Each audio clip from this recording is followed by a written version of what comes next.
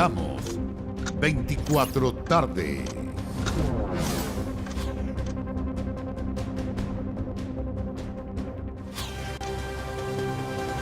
¿Cómo están? Muy buenas tardes, 13 horas en punto. Les damos la más cordial de las bienvenidas a la revisión de noticias en 24 tarde. 26,7 grados en la capital. Estamos a puertas de llegar a la máxima pronosticada para esta jornada por la Dirección Meteorológica, 27 grados. Las temperaturas van a ir cayendo en el transcurso de la semana. Incluso llegaremos cerca de los 20 grados cerca del día viernes. Vamos a contarles ahora cuáles son las imágenes que han marcado esta jornada de día martes 11 de abril. Lo pasamos a revisar. Una también de las noticias más importantes de la jornada: el segundo tribunal oral en lo penal de Santiago declaró culpable a Felipe Rojas en calidad de autor del delito de violación con homicidios y el delito de aborto en el caso de la joven Fernanda Maciel. También en información económica importante, le va a interesar a toda la población, la reducción de la jornada laboral semanal de 45 a 40 horas podría ser ley esta tarde. Lo vota la Cámara de Diputados y Diputadas y de todas formas, al parecer los votos están y esto debiese zanjarse en horas de la tarde y ser promulgado en las próximas semanas para que la promesa del gobierno, el 1 de mayo, el Día del Trabajador, tengamos una jornada laboral semanal en nuestro país de 40 horas. Y también en información internacional desde Rusia, imágenes que son impactantes. El volcán Chiveluj entró en erupción cubriendo de cenizas el extremo oriental de Rusia. Se trata de uno de los macizos más activos del país y liberó una nube de humo y cenizas de 10 kilómetros en el cielo. Comienza 24 tarde. Comenzamos con la información policial, lo decíamos al comienzo del informativo. El segundo tribunal oral en lo penal de Santiago declaró culpable a Felipe Rojas en calidad de autor del delito de violación con homicidio y el delito de aborto en el caso de la joven Fernanda Maciel. Dani Linares con toda la información a esta hora. Dani, buenas tardes.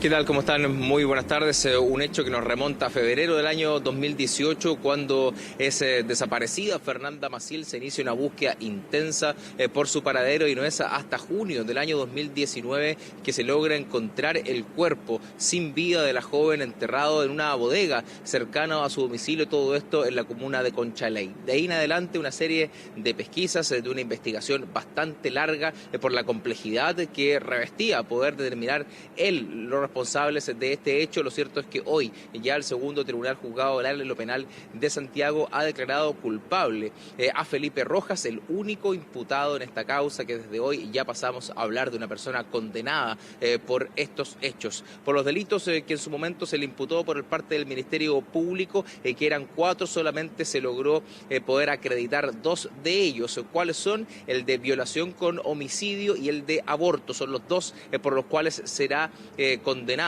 Felipe Rojas. En medio de esta investigación, una sentencia de la pena para ver la cuantía de la misma, que se dará a conocer el próximo martes 25 en una audiencia ya fijada por el tribunal. Se descartaron por parte de la instancia los delitos de inhumación ilegal y también de hurto, que también eran otros de los delitos imputados en este caso, además, por cierto, de otros que plantearon en su momento los querellantes en esta causa, que intentaron sumar otros delitos asociados a este macabro hecho acontecido el año 2018. Vamos a revisar precisamente en primera instancia las declaraciones de la familia. Ha sido un proceso muy largo, muy difícil, que han tenido que afrontar, pero finalmente ya están con una sentencia condenatoria en contra del imputado en esta causa, Felipe Rojas, que es condenado por una unanimidad del tribunal por los delitos de violación con homicidio y también de aborto.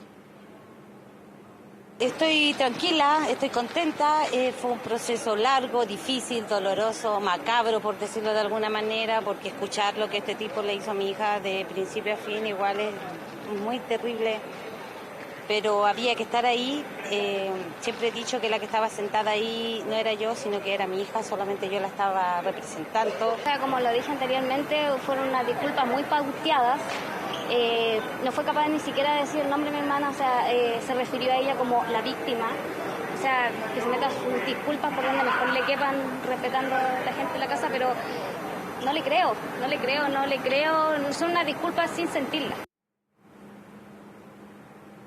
En referencia a las únicas frases que ha emitido Felipe Rojas en medio de esta investigación, que fue en la última jornada del juicio oral, donde pidió disculpas a las familias, tanto a la de Fernanda como a la de él, por todo lo que han debido pasar, señalando que cualquiera sea la determinación del tribunal, eso no va a remediar todo el proceso que han debido enfrentar aquellas familias. Fue las únicas palabras que ha entregado el hoy condenado en esta causa en medio de toda esta investigación. Eso sí, ya lo vamos a detallar a continuación respecto a el fallo que ha entregado este tribunal, donde se consideran también agravantes en este caso. ¿Cuál de ellas? Es la alevosía, que según este tribunal se configura en su totalidad, es decir, el condenado actuó sobre seguro por su condición de varón versus una mujer embarazada de 7 meses, donde efectivamente la fuerza estaba de su lado, y además actuó en base a la traición, porque ellos tenían una relación de amistad, de vecindario, de tiempo, y por ende ella, cuando fue citada a ese lugar, nunca pensó lo que finalmente le iba a ocurrir, lo que iba a realizar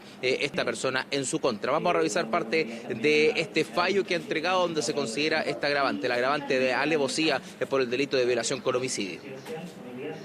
La decisión del tribunal en este caso ha sido, en todos sus extremos, unánimemente adoptada, en orden a condenar al acusado Felipe Rojas Lobos como autor del delito de violación con homicidio del artículo 372 bis del Código Penal y del delito de aborto del artículo 342, número 1 del citado cuerpo legal, perpetrados ambos el 10 de febrero de 2018 en la persona de Fernanda Maciel Correa. Respecto de la alevosía contemplada en el artículo 12, número 1 del Código Penal, el tribunal la ha estimado claramente configurada en todos sus extremos, o sea, tanto en su manifestación de obrar a traición como en la modalidad de sobreseguro.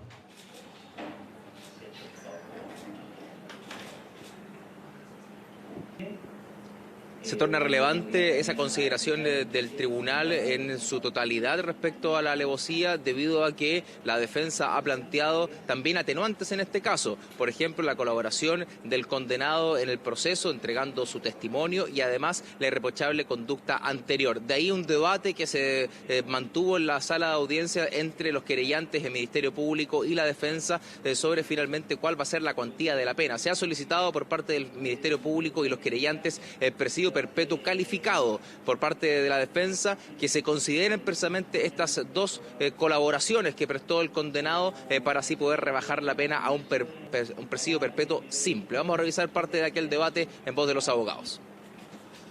El acusado aporta a la investigación en cuanto a la dinámica de los hechos, pero también reconoce el agravante de alevosía del 12 número 1 en la forma en la cual se llevó a cabo la comisión de estos dos delitos, la violación con homicidio y el aborto.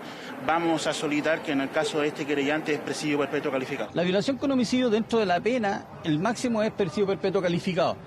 Y la otra pena generada por el aborto es presidio en su grado máximo.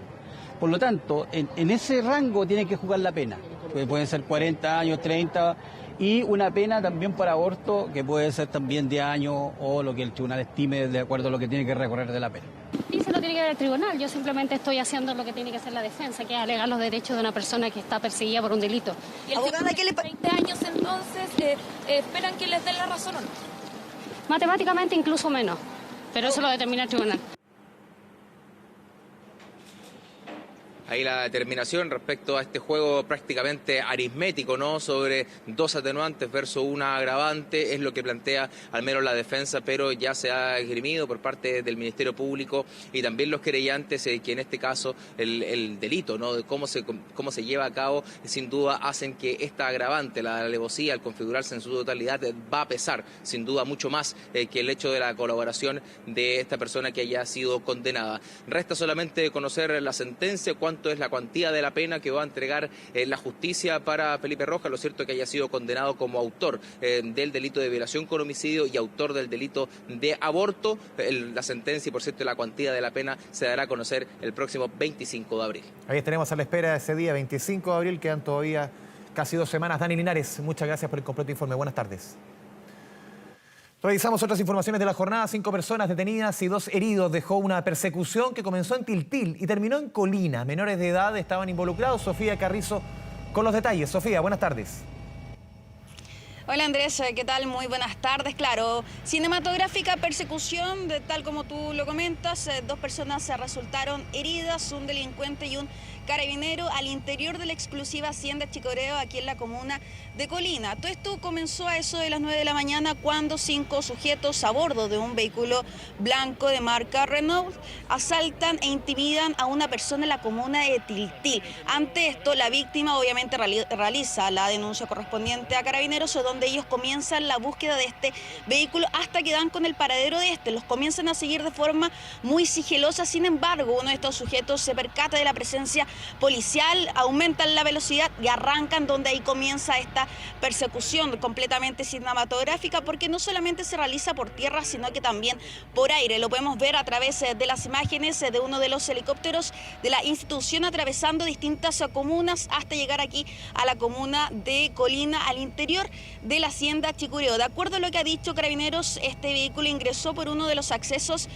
peatonales al interior de este lugar, donde atraviesa un campo de golf. También tenemos ese registro donde vemos una patrulla a alta velocidad persiguiendo a este automóvil. Uno de los funcionarios quiso detener este vehículo, sin embargo el conductor intenta atropellar a este funcionario policial, generándole una lesión en la pierna. Ante esto, obviamente, ante este peligro, los funcionarios realizan disparos al aire, donde impacta a uno de estos sujetos. Ellos perdieron el control e impactan en uno de los muros ubicados en una de las canchas de tenis muy cerca de esta entrada donde nos encontramos. Bueno, tenemos las palabras por parte de uno de los testigos, los invito a revisarlas de inmediato.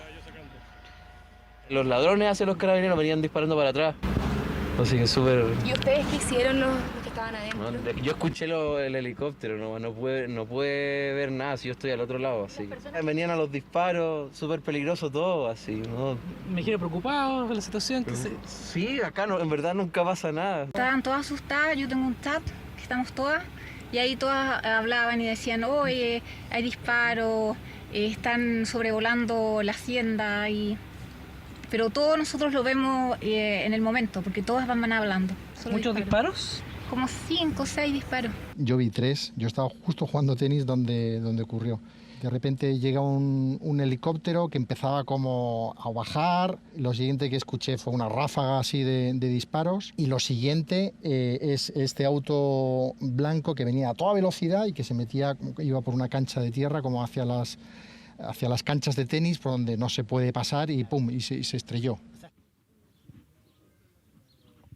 Claro, ahí lo escuchábamos, una situación bastante preocupante donde obviamente asustó a las personas que se encontraban al interior de esta hacienda en el sector de las canchas de tenis, donde a esa hora habían personas realizando deportes. Bueno, luego de que este vehículo impacta contra este muro, estas personas son detenidas, 5 en total, lamentablemente 4 de ellos son menores de edad, el mayor, el quinto, solamente tiene 19 años y cuenta con un amplio prontuario policial, y de las personas, de la persona que resultó detenida es tan solo un joven de 16 años. Bueno, estas 2 personas resultaron lesionadas, el carabinero y este delincuente. Afortunadamente ambos se encuentran fuera de riesgo vital, y este menor de 16 años fue derivado a un CEFAM, el CEFAM de esta comuna de Colina. Obviamente ante este operativo también revisaron el auto y pudieron hallar una de las especies en las cuales fueron identificadas por la víctima allá en la comuna de Tiltil, y también el arma blanca con el cual lo intimidaron. También el Carabineros entregó palabras en torno a este procedimiento. Los invito a revisarlas también de inmediato. El conductor intentó atropellar a un carabinero, el cual resultó lesionado en la pierna, en su pierna izquierda. ¿En qué condición está? Y esa persona, el carabinero está bien, está fuera de riesgo vital, tiene la lesión en su pierna, esperemos que sea una lesión de menor consideración. Los funcionarios que estaban en el lugar hicieron uso de su armamento de servicio, y uno de los ocupantes del vehículo resultó lesionado.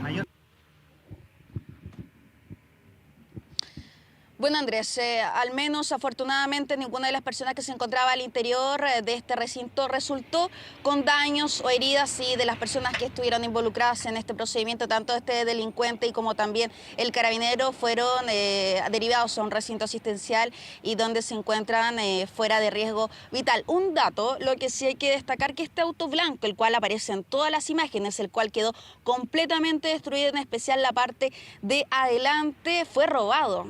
Pero fue el robado el día anterior, donde el dueño no había realizado una denuncia correspondiente, y obviamente al momento de realizarse este procedimiento, identificar este vehículo, ahí las policías dan cuenta que este vehículo también estaba robado, y donde estos sujetos realizan este delito que culmina al interior de la hacienda Chicureo. Bueno, hay que destacar que el laboratorio de criminalística quedó a cargo de todas las diligencias y obviamente para esclarecer estos hechos, así que ante cualquier novedad estaríamos retornando con ustedes, Andrés. Seguimos muy atentos desde la comuna de Colina. Sofía Carrizo, muy buenas tardes. Seguimos con temas de seguridad, nos trasladamos hasta el Palacio de la Moneda porque hoy se conocieron las primeras 10 comunas donde comenzará la intervención de seguridad en el marco del plan Calles sin Violencia. Marian Basso, ya te vemos en pantalla con todos los detalles. Mari, buenas tardes.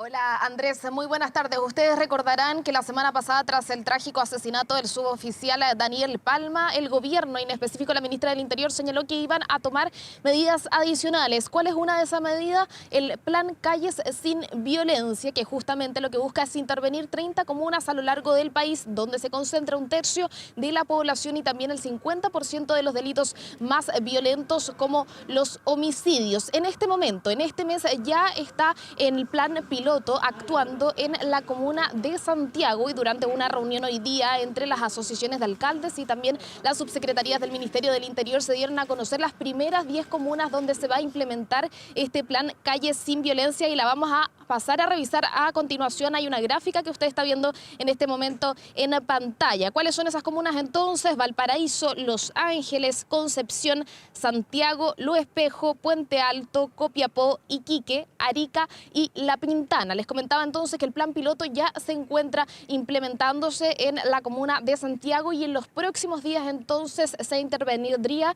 estas comunas que estamos viendo en pantalla a través de nuestra gráfica. Ahora, ¿qué se va a trabajar específicamente en esta intervención? Hay 4 ejes: la persecución penal efectiva a través de un equipo especial entre la Policía de Investigaciones y también la Fiscalía. Hay un patrullaje policial efectivo, más carabineros en las calles para bajar la sensación de inseguridad, y el control y fiscalización de las armas por el porte ilegal de armas, y también el control de identidad para ver si hay detención pendiente, además de las rondas focalizadas de fiscalización. Esos son los 4 ejes entonces en lo que va a regir este plan Calles sin Violencia. Les comentaba entonces que este plan se dio a conocer a las asociaciones de municipalidades, donde se señaló que se está actuando en la línea correcta, que hay que tener estos recursos permanentes justamente para tener funcionando este plan Calles sin Violencia, y que efectivamente hay que hacerlo con la mayor urgencia posible. Vamos a pasar a escuchar las declaraciones de la alcaldesa de Peñalolén, también presidenta de la Asociación Chilena de Municipalidades, Carolina Aleitao. Y la idea es que nosotros podamos hacer, tanto como las asociaciones, como también a nivel regional, poder hacer seguimiento del plan, ojalá una vez al mes, poder tener los indicadores que le van a dar, digamos que vamos a poder medir cuáles son los resultados. Hay que invertir de manera simultánea en los temas de prevención, y eso va a involucrar obviamente a más comunas que van a recibir recursos para efectos de poder invertir en recuperación de espacio público, cámaras de televigilancia, iluminación, que son temas esenciales y principales para prevenir el delito.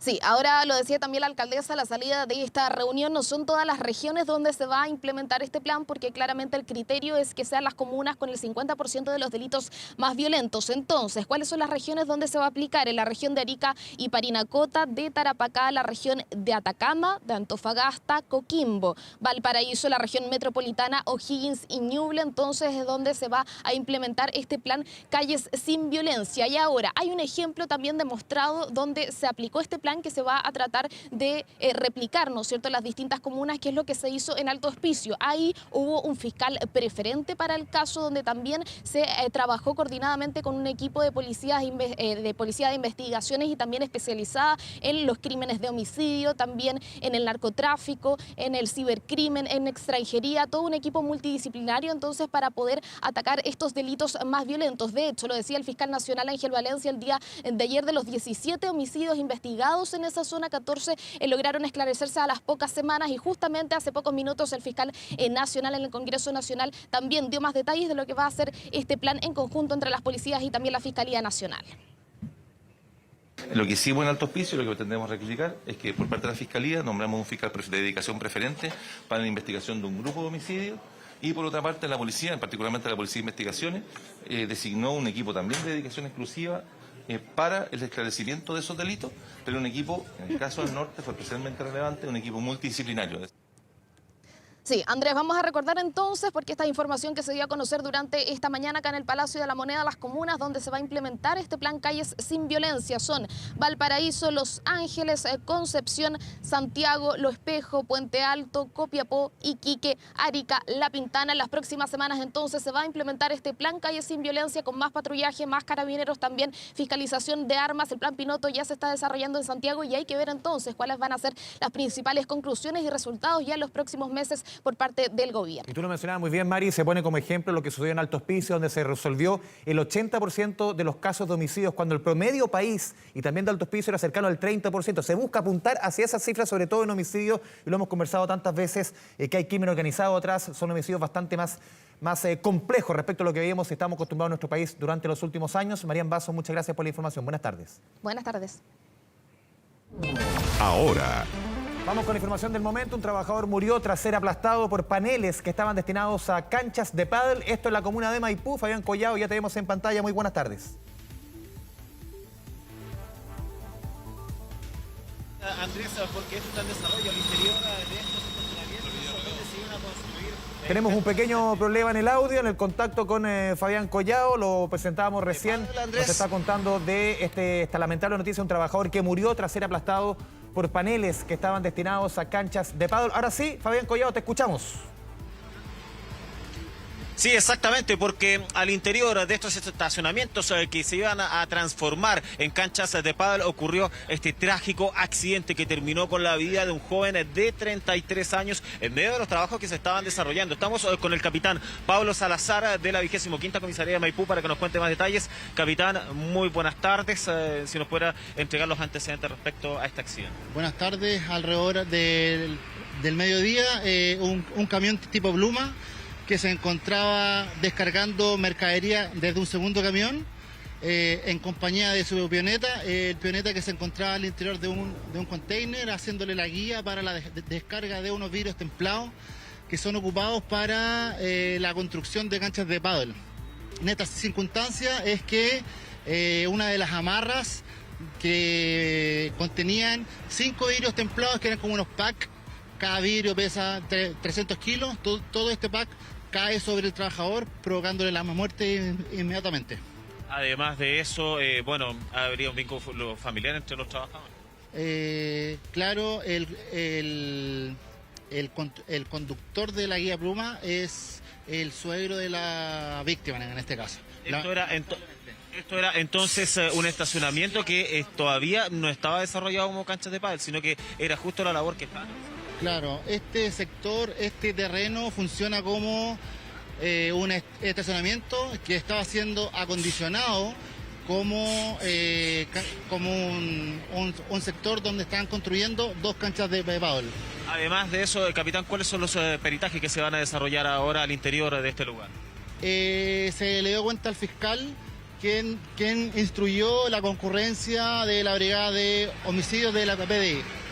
Bueno, muchísimas gracias, capitán Pablo Salazar, entonces, de la 25ª Comisaría de Maipú, en desarrollo de los peritajes que son preliminares por parte de Carabineros al interior de este sitio, de estos estacionamientos que están ubicados muy próximos, muy cerca de Américo Vespucio con la avenida Pajaritos, donde lamentablemente a raíz de aquello es que un trabajador de 33 años falleció luego de estos paneles que cayeran sobre el peoneta. Estamos hablando de 5 vidrios de 300 kilos cada uno. Pues bien, se trataría de un lamentable accidente y por lo mismo se espera a la llegada de la Policía de Investigaciones para que desarrolle los respectivos peritajes y luego que el cuerpo de la víctima sea trasladada hasta el servicio médico legal. Aquello no está interrumpiendo el tránsito, solamente el acceso a estos estacionamientos que iban a ser futuras canchas de pádel acá en la comuna de Maipú, en calle Pajaritos. Andrés. Hablar también el llamado que tú hacías, obviamente lamentable noticia, el fallecimiento de este trabajador, Fabián, pero recalcar que por lo menos esta contingencia no está provocando mayor, repito el concepto, contingencia por lo menos vehicular en la zona de Pajarito. No, exactamente, no hay ningún inconveniente en torno al tránsito. Sabemos que Pajaritos tiene un alto flujo vehicular durante todo el día. Nosotros estamos en la vía que da en dirección hacia el sur, hacia la plaza de Maipú, pero los carros especializados de Carabineros están al interior de este sitio para poder resguardar el lugar a la espera de la llegada de la Policía de Investigaciones. Entonces no hay restricción del tránsito, no hay restricción del flujo vehicular en medio de esta tragedia familiar. Estamos hablando de un suegro y también, claro, su yerno, los cuales protagonizan este accidente, y es el último quien lamentablemente falleció al interior de estos estacionamientos en la comuna de Maipú. Sí. Seguimos muy atentos con Fabián Collado del sector poniente de la capital. Muy buenas tardes. Ahora. Seguimos con la información del momento. Hoy se vota el proyecto de 40 horas laborales, que reduce de 45 a 40 horas la jornada semanal laboral. Don Kevin Felgueras, un proyecto esperado que prácticamente está en la puerta del horno, seguramente se va a aprobar y esperado por el gobierno después de jornadas aciagas en materia legislativa. ¿Cómo le va? ¿Cómo estás, Andrés Vial? 1:00 p.m. con 25 minutos de esta jornada donde han pasado 2.225 días desde el ingreso del proyecto que busca rebajar la jornada laboral de 45 a 40 horas. Pasemos a revisar imagen en vivo en la cámara de Felipe Baradit, porque se está votando a esta hora las modificaciones del Senado. Les cuento que van a ser un total de 5 votaciones, pero usted lo ve y nos vamos a acercar rápidamente a la testera donde se encuentran los ministros y ministras de Estado. Ahí está la ministra Vallejo, también la ministra Jara, la ministra de la Mujer. La ministra Camila Vallejo, que hoy mira esto desde un punto de vista, podríamos decir, un poco distinto, porque ella fue autora de esta iniciativa hace 6 años, 1 mes y 3 días, cuando fue ingresada esta normativa. Lo decíamos, son 5 votaciones. La primera hacía referencia a términos generales, más bien, de las modificaciones, pero hay parlamentarios que pidieron 4 otras votaciones separadas. Si ustedes lo ven, vamos a empezar a mostrar un poquito el ambiente que se vive en la sala. Acá abajo, Felipe, vamos a ver algunos parlamentarios haciendo el gesto de unos dedos hacia abajo, esto porque no le gustan algunas modificaciones que se realizaron en el Senado con respecto a este proyecto que busca rebajar la jornada laboral de 45 a 40 horas. De todas maneras, la primera votación separada ha sido aprobada por más de 90 votos y por lo tanto este proyecto sigue. Recordemos que si alguna de las próximas 3 votaciones separadas se rechaza, esto pasa a comisión mixta. Es un escenario muy poco probable, entendiendo que se había alcanzado un acuerdo casi unánime en el Senado y que acá estamos viviendo los últimos minutos de una tramitación legislativa que ya lo hemos marcado.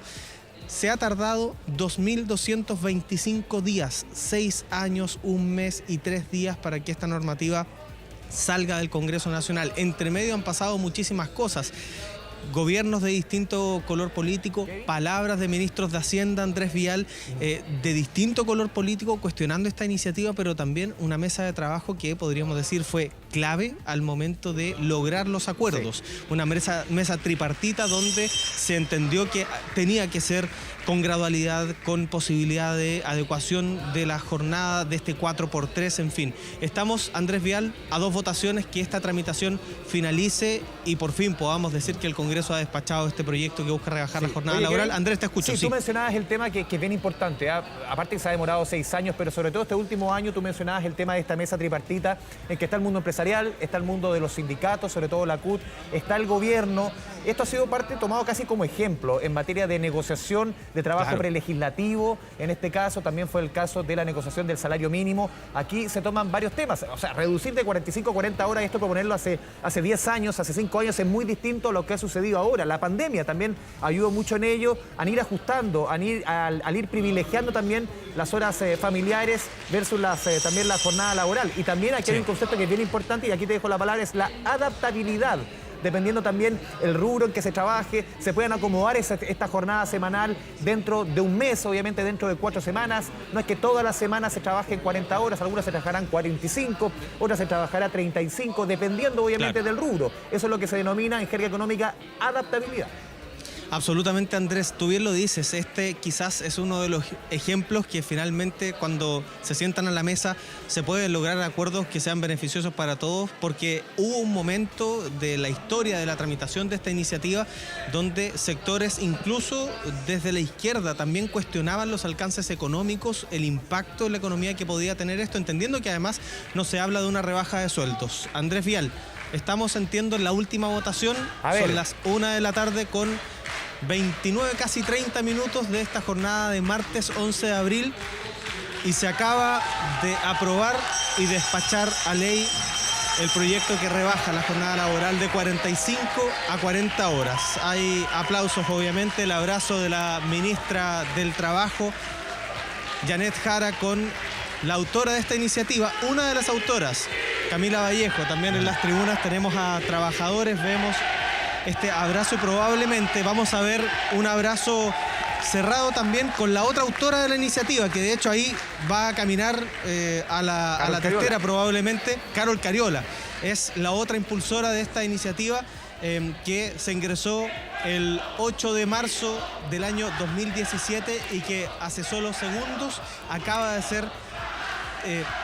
de finalizar su tramitación legislativa. Ahí vemos como Carol Cariola va caminando justamente hasta la testera donde está Camila Vallejo, las 2 autoras de esta iniciativa que en algún momento, lo decíamos, ha logrado un respaldo transversal. Hoy día algunos parlamentarios del Partido Republicano cuestionaban el alcance hacia las pymes, pero obviamente es un tema que ya ha logrado acuerdo en gran parte de la sociedad chilena y también en el mundo empresarial. Y ahí está el abrazo de las autoras de esta iniciativa, Carol Cariola y Camila Vallejo, la diputada del Partido Comunista y la exdiputada y hoy vocera de gobierno, las autoras de esta iniciativa, y con esa selfie que está sacando el ministro Giorgio Jackson, finaliza este trámite legislativo. Andrés Vial, faltan 2 etapas para que esta normativa entre en vigencia y empiecen a correr los 5 años. ¿Ya? Porque recuerde que usted... Es gradual. Esto es gradual. O sea, de aquí a los próximos 5 años se rebaja la jornada laboral a 40 horas. Faltan dos pasos. El primero es que se promulgue esta normativa y esto, entendemos, según las palabras que han dicho desde el Ejecutivo, se va a realizar como un gesto hacia las y los trabajadores el día 1 de mayo, el Día del Trabajador y la Trabajadora, y de allí el segundo paso es que se publique en el Diario Oficial. Desde ese momento, desde la publicación de la ley, hay que empezar a contar estos 5 años para que en nuestro país, al menos la gente que se rige bajo el Código del Trabajo, no trabaje más de 40 horas por semana. Y ojo, ahí hay otro punto, porque los funcionarios públicos hoy tienen un régimen de 44 horas, pero se buscará a través de otra iniciativa equiparar esta normativa también en los próximos 5 años. Y ojo, también lo último, Andrés Vial, con esto cierro, la ministra del Trabajo ha sido enfática, los distintos sectores políticos han sido enfáticos, esta normativa entra en vigencia y tiene esta gradualidad, pero hay empresas que ya están aplicando esta ley. El sello 40 horas. sin haberse publicado en el diario oficial. Esto se puede hacer siempre y cuando haya una voluntad de los trabajadores y también del empleador, donde incluso se puede acordar estas jornadas de 4x3, jornadas de 10 horas por día, pero un poquito más corto. De repente se puede tener un fin de semana ahí un poquito más largo de manera extendida en el tiempo. Andrés Vial, se finaliza la tramitación de esta iniciativa con un respaldo mayoritario, no transversal, pero sí mayoritario. Solamente un punto antes de ir a la pausa, Kevin, una suerte de bálsamo también en materia legislativa, política para el gobierno después de jornadas bien complejas, ¿no? Absolutamente, Andrés Vial. La agenda de las últimas 2 semanas estuvo tomada por en materia de seguridad. De las últimas 2 semanas, desde que se suspendió esa semana distrital, se sesionó de manera extraordinaria, se tramitaron 7 proyectos en materia de seguridad. El ánimo no estaba para este tipo de fotografías, de este tipo de imágenes que estamos viendo. El ánimo era completamente distinto y acá muchos dicen también se tiene que seguir tomando la agenda de seguridad como uno de los estandartes para que el Congreso siga avanzando, pero también había que hacerse cargo no solo de la seguridad ciudadana, sino que de la seguridad social. Y acá está el punto. La seguridad social también va de la mano con tener un poquito de calidad de vida, y esto es lo que todos los sectores políticos reconocen que está dentro de este proyecto de ley. Esto es finalmente transversal, a pesar de que algunos se restan, pero por temas puntuales, insistimos.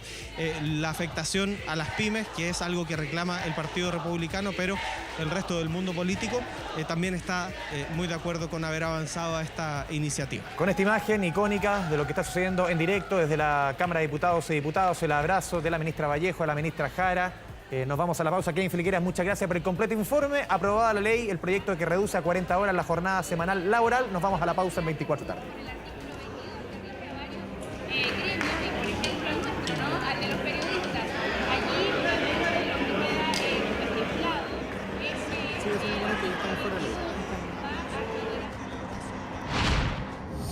Ya volvemos con 24 tarde.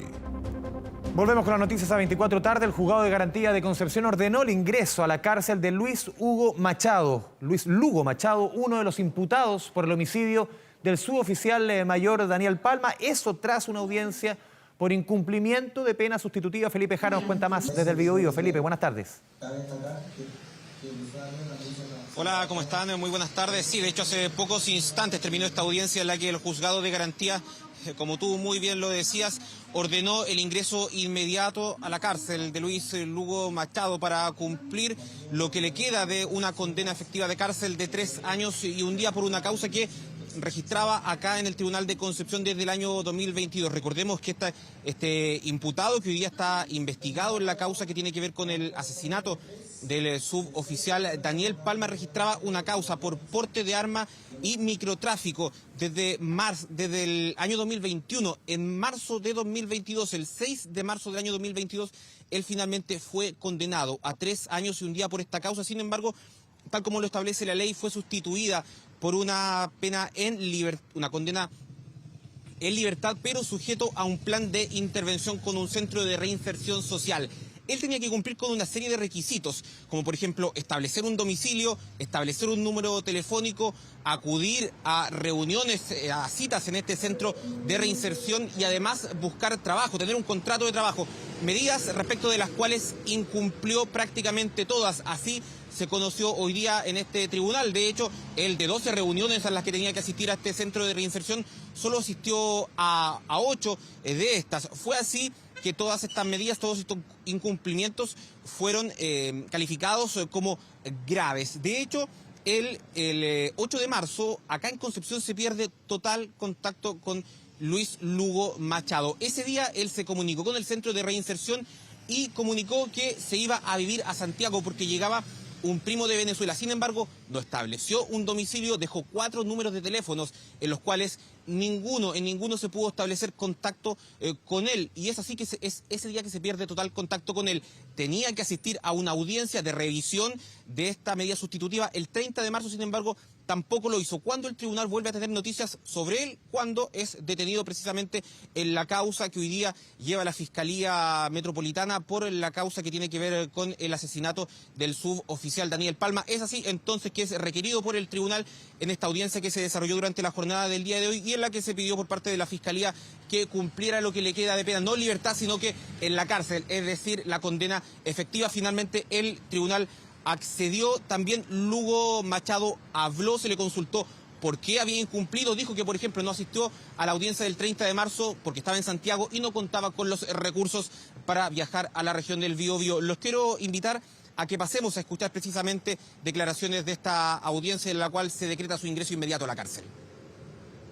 Y yo lo notifico al CRS, a la que llevaba como que en mi caso, con la que ya tengo contacto, y le digo que no pude viajar, que iba a viajar al día siguiente, porque ese día yo sé que no es asunto de usted, yo no tenía dinero para viajar, y también estaba la cuestión esa del combatiente, algo así, que estaban varias calles cerradas, y no pude llegar a Concesión por eso. Yo lo notifico a ella, y ella me dice que va a el CRS cerca de acá de Santiago, pero se me trae el celular nuevamente, y está pasando todo, y pasó todo lo que está pasando ahorita. Lo entiendo, señor Lugo.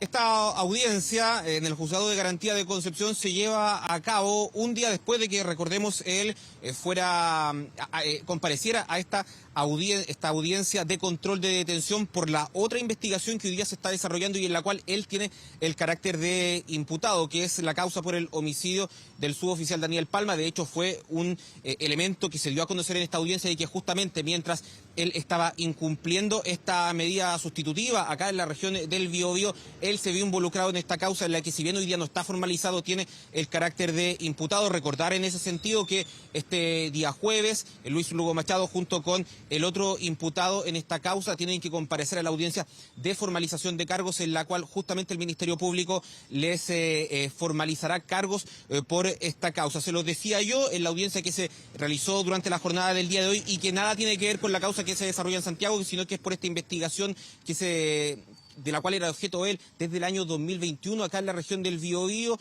Terminó con el ingreso a la cárcel que decreta el Juzgado de Garantía durante la jornada del día de hoy. Los quiero invitar a escuchar reacciones respecto tras el término de esta audiencia. A mí me parece que todos estos antecedentes demuestran no solo que no hay predisposición al cumplimiento, no hay cumplimiento de los objetivos del plan y durante el cumplimiento, insisto, se ve involucrado en un hecho de gravedad donde figura con calidad de imputado. Las penas sustitutivas lo que hacen es reemplazar la pena de cárcel para darle una oportunidad a las personas que se reinserten. Él no cumplió, por lo tanto debe cumplir los 3 años y un día efectivamente privado de libertad en la cárcel. Pese a que en esa causa evidentemente todavía no se ha formulado una acusación ni formalización, evidentemente da cuenta que él no tiene la voluntad de reinsertarse socialmente. Lo que se pidió por la defensa era la mantención de la pena sustitutiva de libertad vigilada intensiva, atendidos los informes que fueron remitidos por el CRS. El tribunal dispuso, digamos, una situación diversa. Ahora tenemos que analizar la resolución del tribunal en base a la información que se dispuso durante la mañana. A ver, ¿cuál es el escenario ahora para Luis Lugo Machado? Se tiene que calcular los abonos para ver cuánto le queda de cumplir de condena efectiva de los 3 años a los 3 años y un día, los cuales fue condenado. ¿Por qué? Porque él tiene abonos, porque estuvo en prisión preventiva durante la investigación. Se tiene que ver cuánto le queda de cumplir ahora de manera efectiva respecto de esta condena. Se tiene que establecer también por parte de Gendarmería en qué penal va a cumplir esta condena de cárcel efectiva. Y recordemos, el día jueves tiene que comparecer a esta audiencia de formalización de cargos en la región metropolitana, mientras también esta investigación justamente por esta causa que tiene que ver con el asesinato del suboficial Daniel Palma también continúa. Y recordemos que hay 2 personas que hoy día son intensamente buscadas por la policía. Continuamos muy atentos. Felipe Jara desde la región del Biobío. Muy buenas tardes. Internacional. Es momento de revisar la información internacional más relevante de esta jornada de día martes 11 de abril junto a Sofía Norman. Sofía, buenas tardes. Hola Andrés, ¿cómo estás? Muy buenas tardes. Claro, vamos a comenzar revisando qué ha marcado esta jornada de día martes y vamos a comenzar en el extremo oriental de Rusia. Vamos a ver algunos de los videos, por ejemplo, ahí que fueron compartidos. Impresionante de todas maneras esta erupción que se dio en el volcán Chiveluk. Está ubicado, como les decía, en la zona este de Rusia, al extremo este de este país, y específicamente estamos viendo las imágenes de esta erupción que se dio en las primeras horas de este día martes de uno de los volcanes más activos que tiene este país. Liberó esta impresionante columna de humo, de cenizas que estamos viendo ahí en pantalla, 20 kilómetros de extensión que tuvo en el cielo y que también dejó esta imagen también que estamos revisando, pueblos, ciudades que quedaron, Andrés, completamente cubiertos por esta gruesa capa de ceniza. Algunas ciudades, por ejemplo, alcanzaron más de 8 centímetros de ceniza, algo que no se daba hace más de 60 años, porque, como les decía, este es un volcán que normalmente suele registrar este tipo de erupciones por ser el más activo también con el que cuenta este país. El equipo especializado de la región en respecto a los volcanes emitió una alerta roja, por ejemplo, para el tráfico aéreo, todo esto porque la visibilidad era bien poca, claro, frente a el polvo, la ceniza, todo lo que se dio después de esta erupción impresionante de todas maneras de este volcán en el extremo oriental de Rusia. Los residentes también recibieron un llamado por parte ahí de las autoridades locales a quedarse dentro de sus casas, todo esto por la caída de ceniza y cualquier consecuencia también que podía tener en las personas ahí que viven en las cercanías de este volcán, que también ahí decían los expertos continuaba su actividad volcánica. Y vamos a ver ahí también si nos entrega más imágenes como esta. Vamos a cambiar de tema, Andrés, y nos vamos a mover al gigante de nuestra región. Estamos hablando de Brasil para revisar este registro que se ha hecho viral en las redes sociales. Muestra a una mujer afro-brasileña que está acusando un caso de racismo dentro de un supermercado. Aquí ya reaccionó incluso la máxima autoridad del país. Estamos hablando del presidente Lula da Silva. Condenó este nuevo caso de presunta discriminación racial dentro de un supermercado, y aquí hay un tema bien importante porque en los últimos días solamente ya se han registrado 2 casos en que 2 personas afro acusan racismo dentro de específicamente, Andrés, una cadena de supermercados, los supermercados Carrefour, esta empresa francesa que tiene ahí varios locales dentro de Brasil y que guardias de seguridad en esta ocasión estarían realizando actos de discriminación contra las personas afro que tiene el gigante de nuestra región. Específicamente este caso que fue condenado por el presidente brasileño habla de esta profesora afro-brasileña de la ciudad de Curitiba, que está ubicada al sur de Brasil, y ella acusó que este guardia de seguridad la siguió mientras compraba y que acusó que había robado dentro de este recinto. Ella vuelve en modo de protesta en ropa interior para decirle al guardia en específico: yo no estoy robando nada, aquí me puedes ver tal en como me estás viendo, en ropa interior, yo no estoy llevándome nada sin haberlo pagado. Parte ahí de esta acusación que está realizando esta mujer, que se suma, como les decía, a un segundo caso y que también nos lleva a lo que estamos viendo en imágenes, Andrés. No sé si recuerdas el año 2020, un caso que remeció a sobre todo la comunidad afro en Brasil, 2 guardias de seguridad también del supermercado Carrefour que golpearon a muerte a un hombre afro-brasileño. Todo esto por ellos acusaron en ese momento que supuestamente él estaba robando y que ocasionó estas masivas manifestaciones tanto en las calles como también contra la cadena ahí de supermercados franceses que también tiene sus sucursales en Brasil. Vamos a ver ahí si va a tener la misma respuesta por parte de la población brasileña. Nos vamos a mover a el continente asiático para ver las imágenes de un feroz incendio forestal que ahí estuvo azotando partes de una ciudad costera en el este del país. Las autoridades surcoreanas ya reportaron al menos una víctima fatal, varios heridos mientras estuvo avanzando entonces este siniestro ahí por esta ciudad costera. Fueron más de 700 los bomberos, 300 vehículos que fueron enviados hasta esta zona solamente para combatir las llamas que se dieron durante este día martes. Fueron 8 horas que tomó controlar de alguna forma el avance de estas llamas. Los vientos sabemos que es un fenómeno que no ayuda a combatir los incendios, las llamas dentro de los incendios forestales, ráfagas incluso de hasta 100 kilómetros por hora que se dieron en esta zona costera surcoreana. Al menos 70 casas fueron destruidas, 550 personas, más de 550 residentes tuvieron que ser evacuados, de hecho, a distintas instalaciones ahí que fueron abiertas por parte de las autoridades, porque vemos ahí la destrucción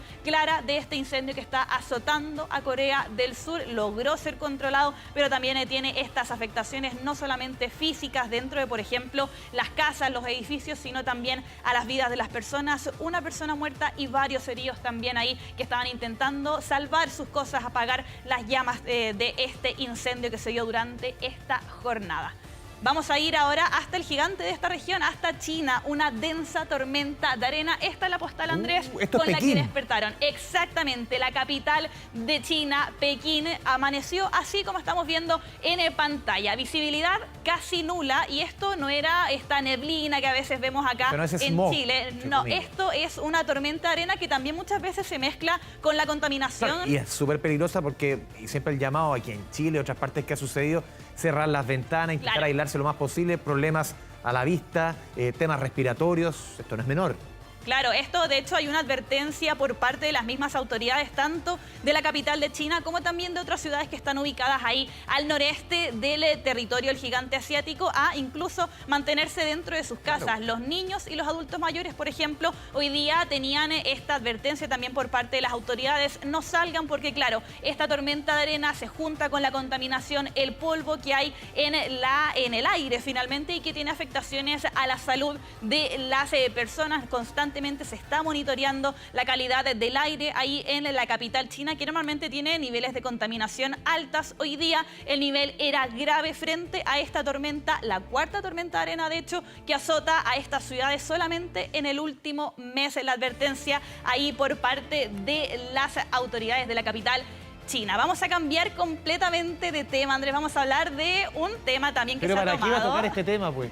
No vamos a hablar de la inteligencia artificial y cómo incluso nuestros trabajos están siendo amenazados. Incluso algunos han ocupado esa palabra por estos avances que ha tenido la inteligencia artificial. Nos vamos a ir hasta Kuwait, este país que está ubicado en Medio Oriente, que en su cuenta de Twitter publicó este corto video que muestra a lo que muchos decían, una periodista, pero esta persona no existe realmente, es una conductora, una lectora de noticias ahí que fue creada con inteligencia artificial por parte de este medio de comunicación. Tiene nombre, se llama Feda. Ella le pregunta ahí en el idioma que hablan, claro, en este país, qué noticias les gustan, qué noticias quieren ver más en los noticieros, y ella va a ser la encargada, sobre todo en las redes sociales, de hablar de qué es lo que está pasando en el mundo. Hasta ahora solo redes sociales.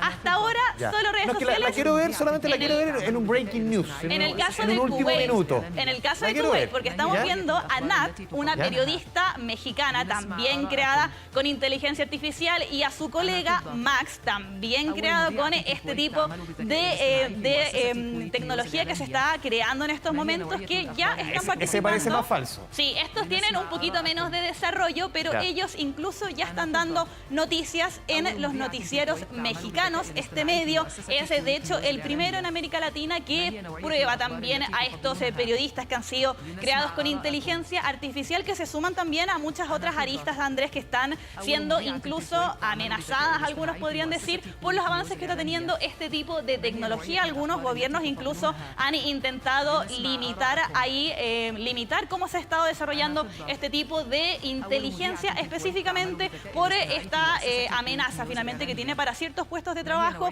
Los creadores siempre dicen que esto es para beneficiar también, pero hay otros casos también que están dando la vuelta al mundo de consecuencias bastante positivas que podría tener este tipo de inteligencia, específicamente en la lotería. A ver, ¿por qué? Un hombre tailandés dijo que él ganó un premio bastante bajo, eran unos 50.000 pesos chilenos, pero todo gracias, Andrés, a este chatbot que la está rompiendo, el chat GPT, al que uno le dice, escríbeme un ensayo de tal tema, y lo escribe. Aquí él le dijo cuáles van a ser los números ganadores de la lotería. Se ganó 50 luquitas. 50 luquitas al bolsillo, 50 luquitas que él no tenía, pero la primera respuesta que le da el chat también es bien cómica. Le dice el chatbot mejor olvídate de la lotería y ponte a hacer ejercicio. Esa es la primera respuesta, pero este hombre quería ver qué es lo que le iba a entregar, siguió preguntándole, le dijo cuáles eran los números que más Empezó salían. a embolinar la verdí. Claro, le empezó a hacer otras preguntas y lo guió por otro lado y Empezó a finalmente... engrupir en buen chileno, claro, ¿ya? y este chat le entregó una fórmula. Le dijo, con esta fórmula puedes conocer los números que van a salir dentro de esta lotería. Le entregó los números 57, 27, 29 y 99. Este último no coincidió con la lotería, pero el resto sí. Por eso finalmente es que se lleva 50 luquitas nomás ahí como un premio, pero al parecer, según él, fue gracias a la inteligencia artificial, a este chat que estamos viendo ahí en pantalla para quienes ahí también son curiosos y quieren probar tal vez si es que les llega algún premio ahí de alguna lotería gracias a este sistema que la está rompiendo de todas maneras a nivel internacional. Otra persona que la está rompiendo es Shakira. El farmacéutico lanzó una campaña para concientizar a la población sobre los peligros de la compra y venta de medicamentos en la calle. Pamela Araya nos tiene todos los detalles. Pame, buenas tardes. Fue en la plaza de Puente Alto donde se lanzó esta campaña del Colegio de Farmacéuticos de Chile. No le compres al tóxico, que busque que las personas no adquieran medicamentos en la vía pública porque están poniendo en peligro su salud. Pero además aseguran que esto es un foco de delincuencia. Así entonces aquí a las personas que estaban en la plaza y también en el centro de la comuna, tanto la delegación provincial Cordillera, a la que pertenece Puente Alto, y el presidente del Colegio de Farmacéuticos entregaron algunos folletos para informarle a las personas sobre todos los peligros. ¿Cuáles son esos? Bueno, hablaron las autoridades y vamos a escuchar lo que dijeron. Hay medicamentos como la quetiapina que pueden ser perfectamente utilizados, por ejemplo, para violaciones, para secuestros o para otros ilícitos que hoy día son de importancia nacional. Lo ideal, o espero que por lo menos no les haga daño, porque finalmente estamos esperando que al menos el medicamento no esté haciendo el efecto. Pero el problema es de que puede ocurrir en ese sentido que el medicamento haga o se degrade, digámoslo así, y pueda intoxicar a la persona. Está asociado a bandas criminales, bandas delictuales, que finalmente lo que hacen es obtener estos medicamentos, ya sea por cualquier vía ilegal, a través de asaltos, a través de, clandestinamente, de laboratorios, etcétera. Mire, recogimos también algunos testimonios de personas respecto de si han comprado o no. Vamos a escuchar también lo que nos dijeron algunas vecinas. No, es súper peligroso. Hoy en día es muy peligroso comprar medicamentos si no está indicado por un médico, por un especialista. Así que no lo recomiendo. Y me sentía muy mal, resfriada.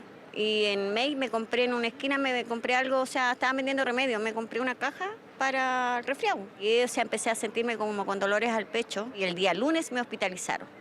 El día lunes me hospitalizaron primero con una angina inestable y de ahí me hicieron exámenes porque me dio un preinfarto agudo al miocardio. Ya lo saben, entonces no hay que poner en peligro la salud, no le compres al tóxico, es la campaña para que las personas aprendan sobre todos los peligros que están asociados a la venta y compra de medicamentos en la vía pública. Sí, importantes recomendaciones, Pame. Muy buenas tardes. Tu bolsillo. Vamos a hablar de economía, vamos a hablar de proyecciones, cómo se viene este 2023 en materias súper sensibles como el crecimiento, como la inflación, como la tasa de los créditos. Vamos a revisar la primera gráfica contenida esta información entregada hoy día por el Banco Central. Pasemos a desplegar los primeros números. Esta es una encuesta de expectativas económicas que se publica mes a mes. Se encuestan, valga la redundancia, a economistas, analistas, académicos que hacen una proyección de lo que se viene para nuestra economía.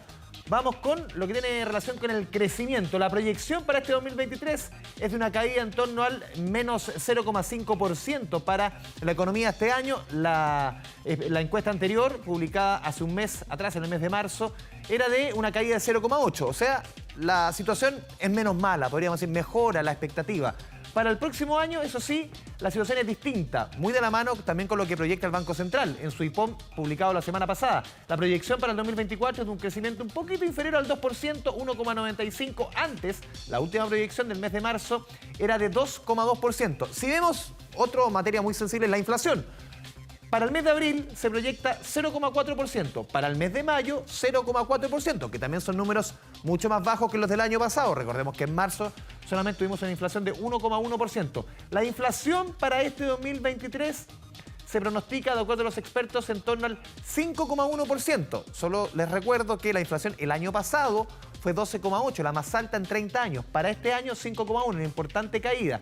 Claro que este 5,1 es distinto a lo que proyectó el Banco Central la semana pasada en su IPOM. Para este año 4,6% es más optimista el Banco Central respecto a la inflación. En tasas de créditos, importante para su bolsillo, la tasa de política monetaria hoy día está en 11,25%. ¿Qué es lo que dice esta encuesta de expectativas? ¿Qué dicen los expertos? Que recién va a bajar esta tasa en el mes de septiembre hasta un 10% y terminaría este año en torno a el fin de año 8,5%, una caída más lenta de lo esperado conforme obviamente la inflación se vuelve más resiliente y también conforme también la economía, el crecimiento va mostrando números también que resisten más a los embates de la actual crisis económica. Y vamos con la siguiente gráfica que refleja bien lo que estamos viendo en materia de tasas y tasas hipotecarias que lamentablemente se han resistido, han caído poco y aquí vamos a hacer un ejercicio hecho por el sitio mimejortasa.cl que grafica un poco la situación hoy día en materia de créditos hipotecarios relacionado con la tasa de política monetaria. A ver, un hipotecario hoy día de 3.000 UF a 20 años con un 20% de pie, el año 2021 el promedio de la tasa era UF más 3,66%. Ya el 2022 comienza a notarse el efecto de la inflación y la alza de tasas, era 4,7%, UF más 4,7%. Y esta última encuesta de marzo de este año habla de un promedio de UF más 5,85%. Vean el rally de alza prácticamente en los últimos 2 años. ¿Cómo se traduce esto en términos de dividendo? ¿Cómo se traduce en términos de lo que pago mes a mes y cuántas personas quedan fuera de este segmento hipotecario? El dividendo subió, de acuerdo a este mismo estudio de mimejortasa.cl, un 55% en 3 años. Para ese crédito de 3.000 UF a 20 años con un pie de 20%. 55% que se explica prácticamente mitad y mitad este aumento entre el aumento de la inflación y también la mayor tasa de interés. Y esto es lo que deja, obviamente, se traduce esto en cuánto es el ingreso mínimo para acceder, por ejemplo, a este mismo crédito de 3.000 UF a 20 años y 20% de pie. El 2019, para acceder a ese crédito, se requería un ingreso mínimo del hogar de 1,5 millones de pesos. Este 2023 es de 2,3 millones de pesos, es decir, en 3-4 años sube un 50% el ingreso mínimo para acceder a este crédito. Es el reflejo de lo que está sucediendo en nuestro país en materia inflacionaria. También, y lo revisamos anteriormente, vamos a cambiar desde el ámbito de los hipotecarios, de los créditos, hasta lo laboral, lo veíamos anteriormente, la aprobación en el Congreso del proyecto de 40 horas, que reduce de 45 a 40 horas la jornada laboral semanal, un proyecto emblemático presentado por las entonces diputadas Camila Vallejo, hoy ministra vocera de Gobierno, y la diputada del Partido Comunista Carol Cariola. 6 años de tramitación, lo vemos ahí en la imagen, aplauso sentido, después de semanas también complicadas en materia legislativa para el gobierno. Esto viene a ser un bálsamo en materia laboral, también en materia legislativa, en materia política. Pasemos a revisar declaraciones justamente de la ministra Janet Jara, ministra del Trabajo, después de esta histórica aprobación de esta ley de 40 horas que falta que sea promulgada por el presidente de la República y después publicada en el Diario Oficial. Este es un proyecto que va a contribuir enormemente a nuestra calidad de vida. Hoy día que hemos tenido una votación tan importante, donde muchos sectores de la oposición también se atrevieron y dieron el paso y se sumaron al oficialismo, a quienes hemos empujado este proyecto de ley por largos años, les agradecemos. Creemos que esto se hace pensando en el bien de Chile. Nadie va a quedar solo. Vamos a hacer un acompañamiento en cada región del país para que la reducción de la jornada laboral de las 45 a las 40 horas sea una realidad lo antes posible. Buena noticia en materia económica, nos vamos a la pausa, al regreso Sergio Pinto con todo el deporte. Después de 24 tarde viene el hexagonal de la Sub-17, debuta en el hexagonal final frente a la selección argentina por la pantalla de TVN. Pausa, volvemos con Sergio Pinto y todo el fútbol en nuestro país. Ya volvemos con 24 tarde.